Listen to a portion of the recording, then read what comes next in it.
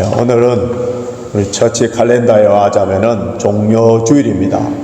이 종료주일이라는 말을 영어로는 palm sunday라고 하는데 칼럼에도 적어놨습니다만은 종료라는 말은 대추 야자나무를 할 수 있는데 그 나무 가지를 흔들면서 예루살렘으로 올라오시는 예수님을 환영하면서 호산나라고 찬양했기 때문에 그것을 기념하여서 부활절 바로 전주에 우리는 종료주일 또는 호산나 주일로 지키고 있습니다.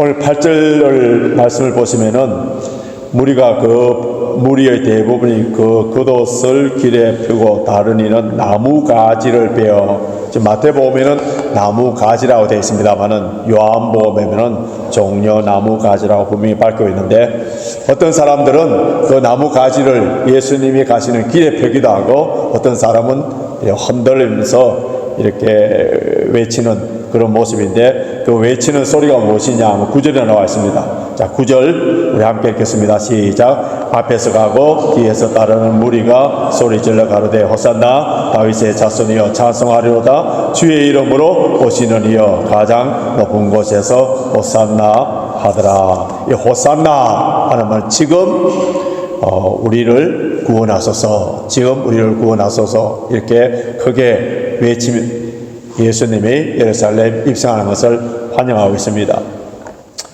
그 해에 6월절을 맞이하여서 수많은 사람들, 유대 땅이든지 아니면은 흩어진 디아스포라 사람이든지 수많은 유대인들이 예루살렘에 올라가는데 유대인들의 정통에 의하자면 6월절 순례자들은 다 걸어서 예루살렘에 올라갑니다. 그런데 예수님께서는 감람산에서부터 예루살렘까지 나귀 새끼를 타고 올라가시는 아주 이상한 모습의 퍼포먼스를 하고 있는 거예요.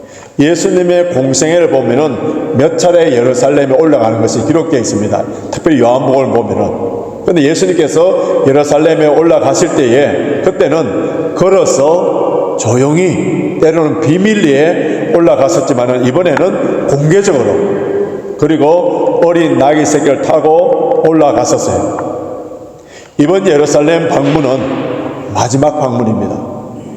예루살렘에서 이제 십자가에 죽으시고 그리고 구약에 예언된 선지자들의 그 모든 예언들이 성취되는 그러한 마지막 여행길이기 때문에 철저하게 계획을 세워지는 것을 볼 수 있는데 예루살렘에서 약 2-3km 떨어진 벳박의 마을, 그 맞은편은 베단인데 그 마을에 도착하신 예수님께서 제자 2명을 벳박의 맞은 마을 베다니 마을을 보내시면서 뭐라고 말씀하시느냐 하면은 자 오늘 본문 2절 보십시오.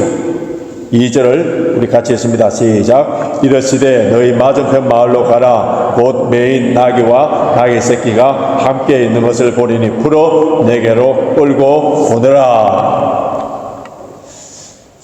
예수님께서 제자들에게 명령하신 이 말씀을 우리 자세히 살펴보면은 참으로 이해하기 힘든 그런 명령이에요. 왜냐하면은 남의 집에 나귀를 돈 주고 사오든지 아니면은 빌려오는 것이 아니라 그냥 어떻게 하라고요? 끌고 오너라. 아주 이상한 명령을 합니다. 만일 누가 말을 하거든 주가 서쓰겠다 하고 끌고 오너라 그렇게 하는 거예요. 주가 서쓰겠다 하는 이 말씀이 오늘 설교 제목인데 주가 서쓰겠다 이 말씀을 통하여서 예수님은 누구신가? 예수님은 누구신가를 우리가 알 수 있는데요. 다시 3절 한번 보시기 바랍니다.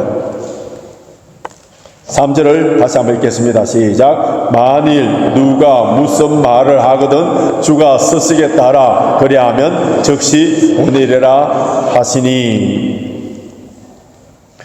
만일 그 나귀 주인이 무슨 말을 하거든 이렇잖아요. 만일 누가 말을 하거든 if anyone say anything 무슨 말씀이에요? 무슨 의미입니까? 우리 주님이 온 우주 만물의 주인이시라는 거예요. 그것을 요한복음 1장 3절에 잘 밝혀놨는데 요한복음 1장 3절 보시기 바랍니다. 함께 읽겠습니다. 시작. 만물이 그로 말미암아 지은 바 되었으니 지은 것이 하나도 그가 없이는 된 것이 없느니라. 예수님은 온 우주 만물의 창조주시고 온 우주 만물의 모든 것의 주인이시라는 거예요. 나귀의 진짜 주인은 예수님이고 그 나귀를 소유하고 있는 그 사람은 누구냐면 청지기라는 거예요. 여러분, 나귀만 그렇습니까? 우리가 소유하고 있는 재산, 재능, 달란트, 은사, 이 모든 것이 다 주님의 것. 뿐만 아니라 우리의 생명, 우리의 자녀, 우리 교회 다 주님의 것이에요. 우리의 생명 누가 주셨어요? 또 우리의 생명을 누가 거두어갔습니까? 천하보다 귀한 우리의 생명을 주님께서 주셨고 주님께서 거두어가셨다고 우리는 이렇게 쉽게 고백을 하고 있지만은, 그러나 현재 우리가 소유하고 있는 것, 그 모든 것이 주님의 것이기 때문에 주께서 서시겠다고 하면은 쉽게 주님 앞에 내놓지 못하는 것이 우리의 모습이지 않습니까? 하나님께서 세상을 창조하신 후에 사람들에게 잘 다스리라, 다스린다는 말은 잘 관리하라, 청지기 사명을 주셨는데, 여러분, 청지기에서 가장 중요한 의무와 사명이 뭔지 아세요? 청지기로서의 가장 중요한 사명과 의무는 주인이 원하실 때에 언제든지 내놓아야 됩니다. 내가 주인인 것처럼 내 소유처럼 움켜쥐어서는 안 되는 거예요. 주님이 원하신다면은 내 물질이든 모든 것들을 주를 위하여서 바쳐야 되는데, 그런데 저와 여러분들은 주를 위하여서 바치는 것이 마치 손해보는 것 같아요. 잃어버리는 것 같아요. 아까운 모습. 그렇다면은 우리는 착각 속에 살고 있는, 주인 노릇하고 있는 거예요. 누가 믿음이 좋고 누가 성령 충만하고 누가 영성이 있고 마라나타 하면서 아멘 주 예수여 어시옵소서 하면서 종말론적인 삶을 살 수, 그 사람이 누군지 아세요? 우리가 즐겨 부르는 복음성 가운데 내가 주인 삼은 모든 것 내려놓고, 내가 주인 삼은 모든 것을 내려놓고 내 주 대신 주님 앞에 나가 내가 사랑했던 모든 것 내려놓고 주님만 사랑해, 이 찬송의 가사처럼 사는 사람이에요. 성경을 보면은 예수님을 주인 되심을, 주 되심을 인정하지 아니하는 사람들에게 나타나는 그 악한 죄가 무엇인가를 주님께서 비유로 들어서 설명을 해 주셨는데, 마가복음 12장 보면은 포도 농부의 비유가 나옵니다. 어떤 주인이 포도를 만들고 울타리를 만들고 농사를 잘 지을 수 있도록 만든 후에 그 많은 농부들 가운데 그 중에 특별히 뽑아서 그 농부에게 맡기고 먼 곳에 갔습니다. 여러분, 많은 농부 가운데 자신이 뽑혀서 그 포도원을 관리하게 된 그 농부가 얼마나 감사했겠습니까? 얼마나 기뻤겠습니까? 주인을 위하여서 죽도록 충성하겠노라 하면서 열심히 일하지 않았겠습니까? 그런데 세월이 점점 지나가니까 탐욕이 생긴 거예요. 자신이 청직이라는 사실을 잊어버리고 그 포도원이 자기 것이냐 생각했습니다. 세월이 지난 후에 주인이 포도원 소출 얼마를, 전부 다 안에 얼마를 받기 위해서 종을 보냈더니 그 종을 때려서 보내는 거예요. 뭐가 착오가 있나 오해가 되나 해서 다시 종을 보냈더니 이제 폭력을 쓰고 머리를 때리고 그렇게 해서 보내는 거예요. 또 종을 보냈더니 이제는 그 종을 죽여버립니다. 주인은 내 아들을 보내면은 나를 보듯이 존경하면서 잘 대우할 것이다 하면서 아들을 보냈는데, 근데 그 아들마저도 죽여버리고, 그래서 그 포도원을 자기 것으로 삼고자 했습니다. 여러분, 이 비유에서 예수님을 주인으로 인정치 않는 인간의 탐욕과 교만이 얼마나 무서운가를 보여주는, 이런 탐욕과 교만의 죄를 인하여서 예수님께서 십자가에 돌아가신 거예요. 그래서 사도 바울은 이런 탐심, 탐욕이 바로 우상숭배랍니다.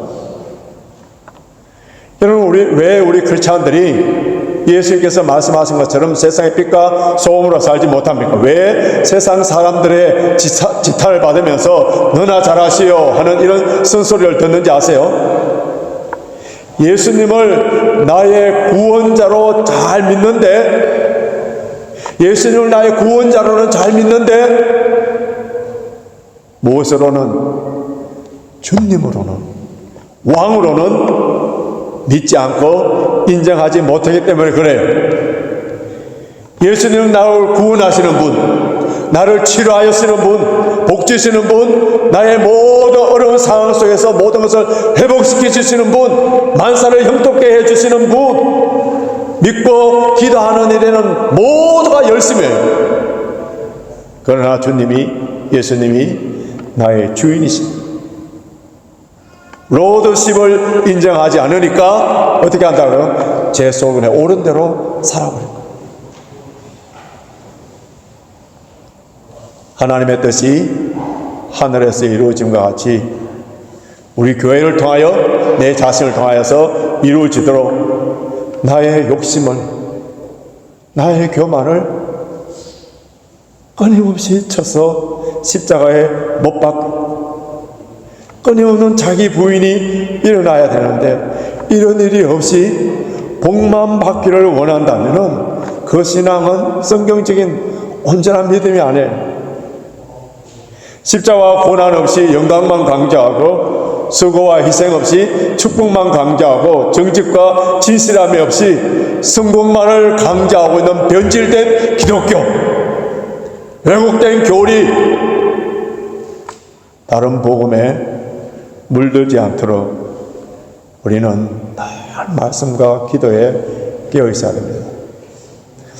1955년부터 1975년도까지 월남전이 벌어졌는데, 그 베트남전 때에 밤마다 촛불을 들고 백악관에서 반전 데모를 한 사람이 있었어요.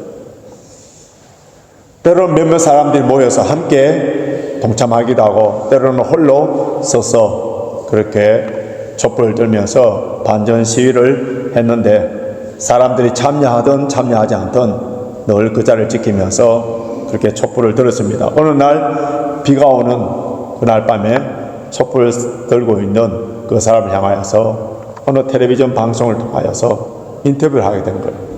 그 사람에게 질문을 했습니다. 당신이 이렇게 비가 오는데 촛불을 혼자서 켜들고 백악관 앞에 서 있는다고 해서 세상이 달라지고 미국의 정책이 바뀌리라고 이렇게 생각하십니까? 그렇게 하니까 그 사람이 이렇게 대답했었어요. 천만에요. 난 이 나라의 정책을 변화시키기 위하여서 이런 일을 하는 것이 결단코 아닙니다. 나는 다만 이 나라가 나를 변질시키지 못하도록 하기 위해서 이 일을 하고 있습니다. 이렇게 대답했었어요.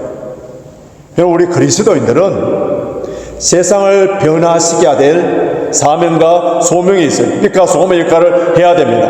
그런데 세상을 변화시키기 위해서 가장 중요한 일이 무엇인지 아세요?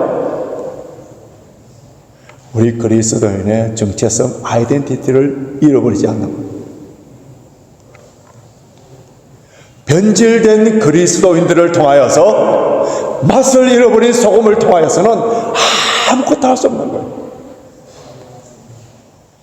내 발의 등이요 빛이신 하나님의 말씀, 그 말씀의 촛불을 날마다 순간마다 내 심령 속에 비추지 않는다면은 우리는 세상의 화려한 조명에 세상의 가치관으로 변질된 오염된 기독교인이 되어버리는 거예요. 세상과 아무런 차이가 없는 그런 그리스도인을 통하여서 세상을 변화시킬 수 없는 거예요. 우리는 이 세대를 본받지 말고 마음을 새롭게 함으로 변화를 받아서 하나님의 선하시고 기뻐하시고 온전한 뜻이 무엇인지 분별해야 될 능력이 있어야 되고 지혜가 있어야 되고 영안이 지난주일 말씀처럼 영안이 활짝 열려져야 되고 그렇게 성령 충만케 되기 위해서는 항상 말씀과 기도로 깨어 있어야 돼요. 조금 전에 우리 배 집사님께서 기도해 주신 것처럼 월요일부터 우리 한 주간 동안 특별 새벽기도, 고난주간 특별 새벽기도를 합니다. 새벽을 깨워서 기도를 해야 돼요. 여러분, 기도하지 않을 수 있는 그런 변명과 핑계 얼마나 많습니까? 새벽에 깨워서 기도함으로 말미암아 이번 특세 때 우리 모든 성도들 함께 응답받는 그런 귀한 시간 되기를 바랍니다. 예수님께서 예루살렘을 여러 분 이렇게 방문을 하셨지만은 나귀 새끼를 타고 방문하신 것이 이번에 처음이에요. 이 방문은 마지막 방문입니다. 십자가에 죽으시기 위해서 그 마지막 발걸음인데 마치 코미디와 같아요. 어린 나귀 새끼, 한 번도 사람이나 짐을 실어보지 않는 그 나귀 새끼를 타고 올라가는 그 모습을 여러분 한번 상상해 보십시오. 나귀 새끼가 폼나게 걸어갈 수 있겠어요? 아마 힘에 겨워서 비틀비틀 거리면서 올라갔을 거예요.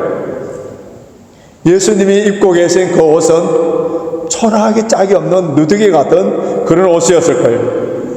세상의 왕들이 도시를 정복하여서 올라갈 때는 백마의 황금 마차를 타고 나팔 소리가 울려 퍼지고 모든 백성들은 환영을 받으면서 올라가는데 만왕의 왕이신 만주의 주이신 우리 예수 그리스도께서 예루살렘에 입성하시는데 아주 초라한 모습, 얼마나 우스꽝스럽든지 그 주변에는 로마 병사들도 건드리지 않았어요. 그 당시에 6월절에 수많은 사람들이 모여들었을 때에 로마의 지배를 받고 있는 유대 사람들이 독립을 위하여서 테러나 시위가 일어났기 때문에 모든 로마 병정들은 조금이라도 이상한 행동을 하는 사람을 무조건 다 체포를 했습니다.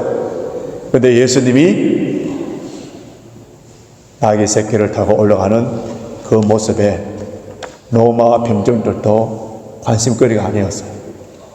시위와 데모와 왕으로서의 그런 퍼포먼스는 아닌 줄 알고 무시하는 그런 단계였습니다.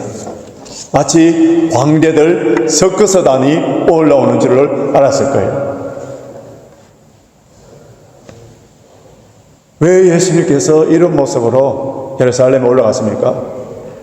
왜 예수님께서 탄생하실 때 부잣집에 화려한 집에 태어나시지 아니하시고 가장 천한 곳에 가장 가난한 집에 태어나신 이유가 뭐예요? 가난한 사람이든 헐벗은 사람이든 죄인이든 누구든지 예수님께 나올 수 있도록 예수님께 나오는 모든 담들을 다 헐어버렸었어요. 주님께서는 이 세상에 사실 때에 인자는 머리 들 곳도 없다 할 정도로 그렇게 사셨습니다. 여러분, 세상적인 가치관을 보면은 정말 보잘것없는 우리 그리스도인들은 세상적인 부귀영화를 가지지 못했다고 해서 주눅이 들거나 열등감에 빠져서는 안 되는 거예요. 내가 가난하고 병들게 삶으로 말미암아 하나님께 영광이 되지 않는다는 그 자괴감에 빠져서도 안 되는 거예요. 왜냐하면 사도 바울은 우리 그리스도인의 정체성에 대해서 확실하게 밝혀두고 있습니다. 고린도후서 6장 10절 한번 보십시오. 고린도후서 6장 10절 같이 읽습니다. 시작. 근심하는 자 같으나 항상 기뻐하고 가난한 자 같으나 많은 사람을 부유하게 하고 아무것도 없는 자 같으나 모든 것을 가진 자로다. 여러분, 우리 속에 누가 있어요? 예수 그리스도. 우리 속에 보화이신 예수 그리스도. 구원받은 하나님의 자녀들, 왕같은 제사장들. 그 삶이 어떻다고요? 고상한 삶이라는 거예요. 가치 있는 삶이라는 거예요.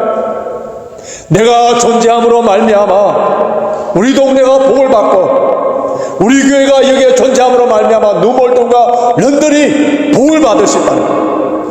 이러한 그리스도인의 자부심과 긍지를 가지고 사는 것이 바로 우리 그리스도인의 삶이에요. 비록 가진 것 없고 가난하고 근심 많은 자 같으나 우리 내면에 우리 속에 누가 있다고요? 예수 그리스도. 예수 그리스도가 있기 때문에 주눅되거나 열등감을 가지면서 사는 것이 아니에요.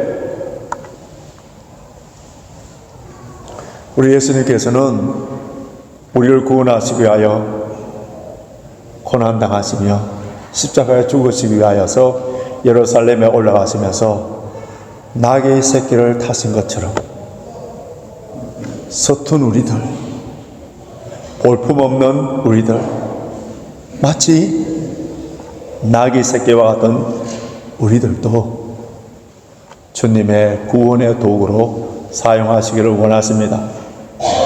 그런데 우리는 많은 오해를 해요.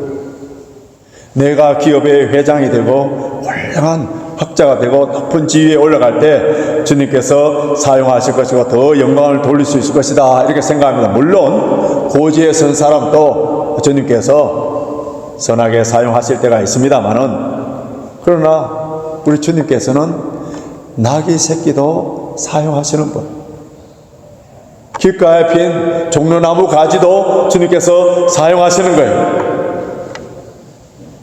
나는 특별한 달란트가 없고 은사가 없고 돈이 없고 건강이 좋지 않아서 교회와 하나님 나라를 위하여서 별 쓸모 있는 그런 존재가 아니야, 이렇게 변명과 핑계를 대면서 고집센 나귀처럼 주저앉아 있는다면 어떻게 해야 됩니까? 여러분, 고집이 세어서 주저앉아 있는, 누워있는 그 나귀는 주인이 매를 들면 벌떡 일어납니다. 주님의 매를 맞고서 일어나는 그런 어리석은 사람이 없기를 원하는데요, 우리 주님께서는 우리의 형편을 다 하시기 때문에 이미 우리에게 주신 것들을 통하여서 얼마든지 하나님께 영광을 돌리시고, 나귀의 새끼, 볼품없는 나귀의 새끼도 주님의 예루살렘 입성하는 데에 주가 쓰시겠다 하시면서 사용하시는 주님이시라면은 우리를 주님께서 사용하시기를 원하십니다. 오늘 설교 제목이 주가 쓰시겠다. 여러분, 설교 제목 보는 순간에 오늘 본문에서 주가 쓰시겠다 하는 이 말씀을 듣는 순간에 여러분의 큰 부담으로 다가옵니까? 아니면은 감사와 기쁨으로 다가옵니까?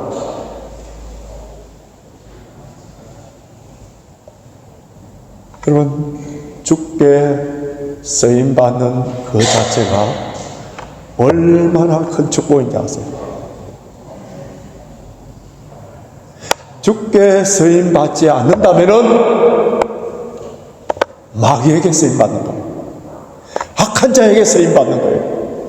지난 한 주간 동안에 여러분의 돈과 여러분의 시간과 달란트와 은사가 마귀에게 사용된 사람들도 있을 거고요, 주님의 영광을 위하여서 사용된 사람도 있을 거예요. 주께서 쓰시겠다, 얼마나 영광스럽습니까?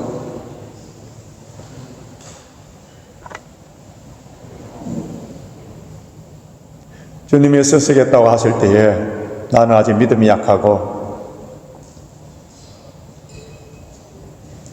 그래서 부담이 되고 그것을 다 이해하지 못하는 그런 경우가 있는데, 기쁨으로 선뜻 나설 수가 없는데, 때로는 하나님의 말씀, 여러분, 다 이해된다고 다릅니까? 그래도 오토 인텔리감이라는 그런 말이 있는 것처럼 우리가 믿고 따라갈 때에 이해가 되더라. 억지로라도 십자가를 지고 갈 때에 그게 복이 되더라. 지금 우리 마태복음 20장을 봅니다마는 21장을 보고 있는데요. 27장을 보면은 억지로 예수님의 십자가를 지고 간 구레네 시몬에 관한 그 내용이 한 줄로 나와 있습니다. 그런데 이 내용이 마가복음 15장 21절에 보면은 이 구레네 시몬을 소개할 때 아주 특이한 방법으로 소개를 하는데 어떻게 소개해놨느냐 하면 이렇게 했습니다. 알렉산더와 루포의 아비인 구레네 사람 시몬이라고 되어 있어요. 자, 마태복음에 시몬, 구레네 사람 시몬 한 사람만 소개되어 있는데 마가에서는 그의 아들들이 다 소개되어 있는 그 이유가 무엇일 것 같아요?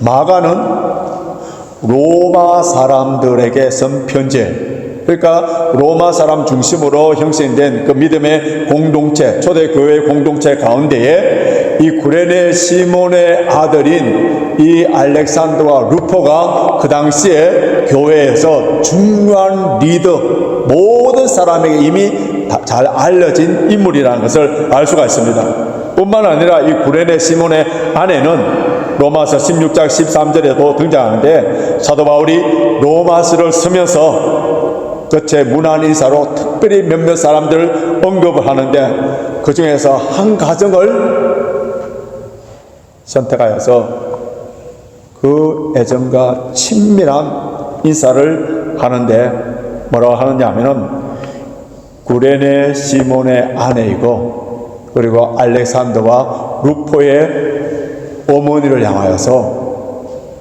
바울은 나의 어머니라고 합니다. 여러분, 어머니, 세상에서 가장 아름다운 말이 어머니라지 않습니까? 저도 어머니라는 말 하는 순간에 저희 어머니가 떠오르는데요. 어머니가 어떤 분이에요? 나를 위하여 희생하신 분. 제가 힘들고 어려울 때 늘 금식 기도에 올라가서서 기도하신 분. 사도 바울이 얼마나 어려움과 환난과 고난을 자기 몸에는 찌르는 가시가 있었죠. 동족들의 환난과 핍박이 있었지요. 배를 타고 가고 풍랑을 만나기도 하고 이런 어려울 때마다 바울을 위하여 기도해 주시는 분. 바울이 힘들고 어려울 때마다 항상 위로해 주시는 그분이 누구라고요? 루포의 어머니, 구레네 시몬의 아내.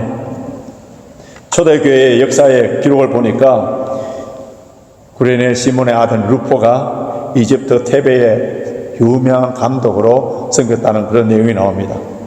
그런데 이 시몬의 가정이 처음부터 이렇게 믿음의 명문 가정으로 세워진 가정은 아니에요. 왜냐하면 시몬은 유대인이 맞아요. 유대인입니다. 근데 그가 어디에 살았다고요? 흩어진 디아스포라처럼 구레네에 살았다는 거예요. 이 구레네는 이 아프리카 북쪽 지금 리비아 지역인데요. 무역 항구인 알렉산드리아에 가까이 있는 그곳에 살았습니다. 그런데 그가 그곳에서 아들을 낳았는데 그 아들의 이름을 지어준 것을 보면은 그가 열렬한 신앙심이 돈독한 사람은 아니라는 것을 볼 수가 있습니다. 그 당시에 유대인들은 흩어진 디아스포라로 세상 세계 곳곳에 흩어진다 하더라도 그 유대인의 정체성 그것을 지키기 위해서 그 자녀들에게는 구약 성경에 나오는 인물들을 이름을 붙여줬었어요. 아브라함이든지 아니면 야곱의 12 아들들의 이름을 붙여줬었어요. 그런데 시몬은 그의 아들들에게 이름을 붙여준 것이 구약에 나오는 성경에 나오는 그 인물들이 아닙니다. 알렉산더, 남성다운 용맹스러움, 루포, 붉은새, 구약 성경과 전혀 관계없는 이름을 붙여줬었어요. 이런 시몬이 6월절 맞이하여서 예루살렘에 왔었을 때에 그 해에 예수님께서 십자가를 지시고 골고다 언덕을 올라갈 때에 온 몸에 피가 흘러나오고 그 연약한 몸으로 십자가를 지다가 쓰러질 때에 그때의 로마 병정이 그 주변에 있는 사람 가운데 구레네에서 오는 이 시몬을 붙잡아서 너가 좀 대신자라. 로마 병사들이 그 당시에 부역을 맡기면은 유대인들은 무조건 순종해야 됩니다. 그때 그가 피 묻은 그 십자가를 질 때에 어떤 생각이 들었겠습니까? 우리의 속된 말로 하면 오늘은 재수 없는 날. 하필이면 왜 내왔냐? 불평하면서 십자가 지고 올라갔을 거예요. 그러나 그 순간에 예수님과 동행하면서 예수님과 무슨 대화를 했는지는 알 수 없지만은 예수님이 죽으시고 부활하신 후에 그에게 깨달음이 있었는지는 모르겠습니다만은 그가 그날 졌던 그 십자가, 자신의 죄를 위하여 졌었고 자신이 죽어야 될 자리에 예수님이 죽었었다는 그 사실을 깨닫는 순간에 그가 진 십자가가 얼마나 의미 있고 가치 있겠어. 그가 변화되고 그의 아들들이 변화되고 아내가 변화되고 그가 만나는 사람마다 다 변화되는 그런 역사가 일어났던 거예요. 억지로 진 십자가. 십자가 질 때는 그 십자가의 의미와 하나님의 은혜를 다 깨닫지 못할 때가 있어요. 그러나 나중에 깨닫게 될 때에 그것이 얼마나 큰 축복인가를 알게 되는 거예요. 우리가 신앙생활하면서 교회 생활하면서 내가 예수님을 위하여 주의 몸된 교회를 위하여 희생하고 헌신한다, 충성한다, 이런 말이 실제적으로 가능한가요? 나를 위하여 대신 십자가 지신 주님의 그 놀라우신 은혜, 주님의 그 놀라우신 사랑, 나를 구원하시기 위하여서 죽으신 주님의 그 은혜를 조금이라도 아는 사람이라면, 조금이라도 맛보아 아는 사람이라면 내가 희생한다, 내가 손해본다, 헌신한다, 이런 말을 감히 할 수 있겠습니까? 내가 청직인 줄도 모르고 내 생명까지도 마치 나의 것인 양 착각하는 사람들, 그리고 주님의 은혜를 모르는 사람들이 하는 말이 내가 주를 위해 희생하고 헌신한다, 봉사한다, 이런 말을 할 거예요. 만물의 주인이신 주님, 내가 지고 가야 될 그 십자가를 대신 지신 주님, 나의 죄값으로 내가 죽어야 돼. 내가 지옥에 가야 될 내 대신에 주님께서 죽으시고 그 은혜로 구원받은 하나님의 참된 자녀라. 그 은혜를 조금이라도 기억하시는 분이라면 나의 삶, 나의 물질, 나의 시간, 달란트, 은사를 주를 위하여서 쓰임받는 그 자체가 영광이요 기쁨이죠.